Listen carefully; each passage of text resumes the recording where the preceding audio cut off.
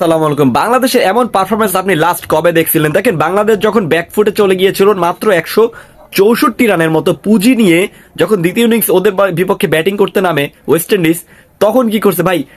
আমি আজ just unbelievable. Nahid Rana ভাই, সেলুট ভাই তোমার এইরকম একটা ইনিংস খেলার জন্য। মানে ইনিংস বলতে তিনি বোলিং করছে, 5 উইকেট পাইছে, প্রথম তার মেড ইন 5 উইকেট হল। প্রথমে বাংলাদেশ 164 করলো, ওয়েস্ট ইন্ডিজ 63-64 রান নিয়ে দিন শেষ করলো। তারপরে আবার দ্বিতীয় দিন মাঠে নামলো, এবং দ্বিতীয় দিন মাঠে নামে যা করছে ভাই, মানে আনবিলিভেবল যেটাকে বলে, সেটা হচ্ছে বাংলাদেশের বোলিং লাইন আপের বিপক্ষে তস নস হয়ে গেছে West Indies cricket board. So West ইন্ডিজের যেটা হয়েছে 142 রান, 146 রান সামথিং হবে।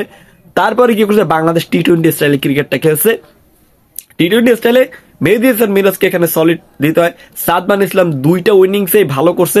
আমার কাছে সবচেয়ে হতাশাজনক ছিল মাহমুদুল হাসান জয়, তিনি ডাক ছাড়া কিছুই বোঝে না। সো এদিক থেকে নাহিদ রানাকে আমাদের পরিচর্যা করা উচিত।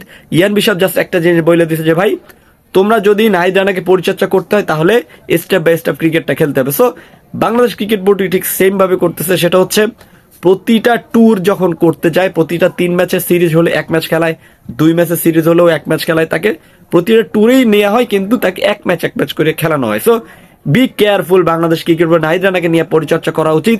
মাত্র 22 বছর বয়স, সামনে আরো এগোতে হবে। কিন্তু আমার কাছে যেটা ভয় হয়, তিনি বিপিএল যখন পারফরমেন্স করবে তখন কন্টিনিউ ক্রিকেটটা খেলতে হবে তার। ওই সময় যদি কোনো ইনজুর্ড হয়ে যায়, আমরা আসলেই হতাশাজনক হয়ে যাব।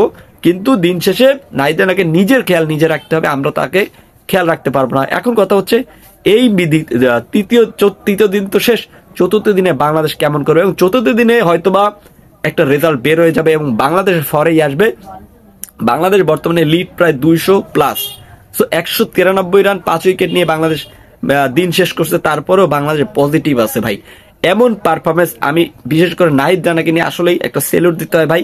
ধন্যবাদ আপনাকে। বাংলাদেশের ফাস্ট বোলিং লাইন আপ যেভাবে করছে আসলে আনবিলিভেবল। যাই হোক, আপনার কাছে কেমন লাগছে প্লিজ